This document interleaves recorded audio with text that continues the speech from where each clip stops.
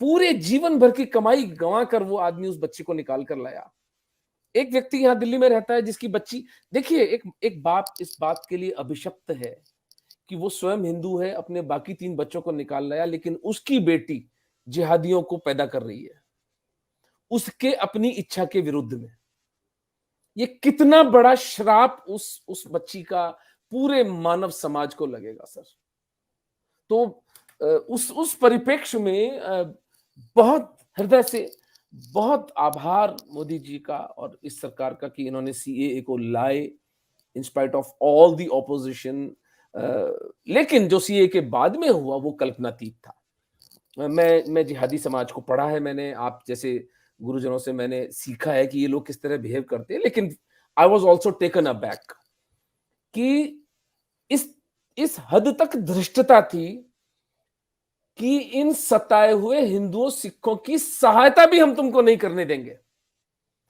यानी एक कंपैशनेट कानून भारत का पार्लियामेंट, भारत की संसद पास करती है तो ये पूरा जिहादी समाज इसलिए खड़ा हो जाता है कि हम तुमको इनकी सहायता भी नहीं करने देंगे।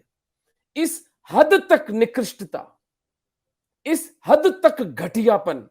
और अमेरिका की 8 सिटी काउंसिल्स बिना कुछ समझे सीएए के विरोध में रेजोल्यूशंस पास कर रही हैं।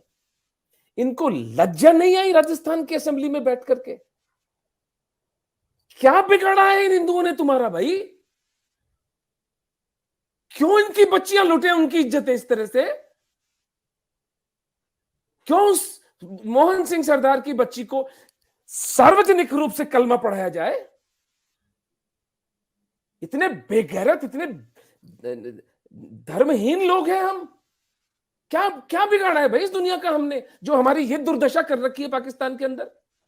और अगर एक कानून बनाती है सरकार, एक लॉ लेके आती है, पार्लियामेंट एक सॉवरेन बॉडी, एक सॉवरेन कंट्री की एक लॉ लेके आती है, तो आप इस तरह से व्यभिचार करेंगे?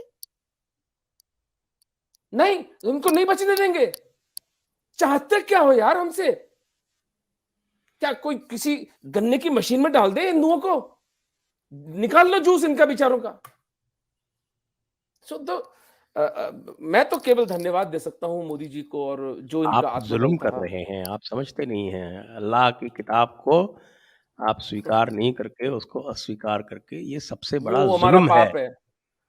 ना ना अरे ना, अरे सब किताब में लिखा है, मैं तो किताब से पढ़ के बोल रहा हूँ आपको। अल बकरा 254 और ठीक है, आपके क्या अभी है तो वो खुल रहे हैं ना इनके सूरत सबके। लुकमान अच्छा, की 13वीं आयत यही तो बताती है, यही बताती है कि ये तो सबसे बड़ा जुल्म क्या है दुनिया में। सबसे बड़ा जुल्म क्या है दुनिया में? सबसे बड़ा जुल्म ये है कि आप अल्लाह की बात को ना माने, जो अल्लाह के विशेषाधिकार हैं।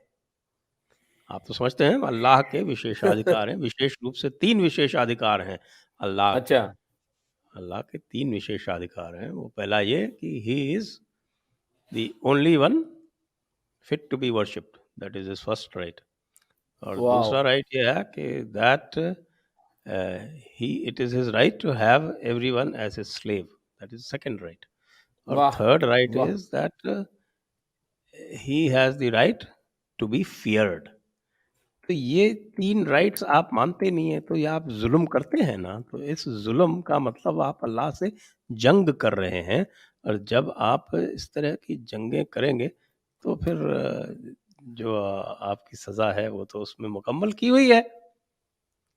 तो आप जो नहीं है तो वो इनके कोशिश हिसाब करते से हैं कि कि लोगों को जो जुल्म कर रहे हैं वहाँ बैठ के, एक इस्लामिक राष्ट्र में बैठ के जुल्म कर रहे हैं, और उसके बाद फिर आप उनको वहाँ से निकाल रहे हैं। तो ये तो आपका और भी मुझे लगता है गैर वाजिब जुल्म है। आप तो पूरी तरह से वाजिबुल कत्ल हैं। ठीक है सर, देखते हैं। हम भी प्रताप के वंशज हैं, वाजिबुल कत्ल है, किसको किसकी किसकी आ जाओ निकाल लो तलवारें, देख लेंगे क्या होगा, देखी जाएगी। ऐसी कौन सी बात है, पुरखे हमारे 1400 साल लड़ते आए हैं, अगले 1400 साल की भी तैयारी है हमारी, ऐसा कुछ भी नहीं है। 1400 साल लेकिन क्यों लगाएंगे? जल्दी खत्म हाँ, कीजिए। अब तो 14 साल में हो जाता दिखता है जिस हिसाब से घर वापसियां हो रही हैं। तो बट इट इज गुड, जय, वी हैव टू एक बार मैं फिर से समहाउ। जय जी के पास चलता हूँ। जय जी। जो जी आपका जो एक्ट बना, उस एक्ट में जो ये एक्सेलरेटेड सिटीजनशिप का जो प्रावधान है, वो 2014 के पहले का ही है।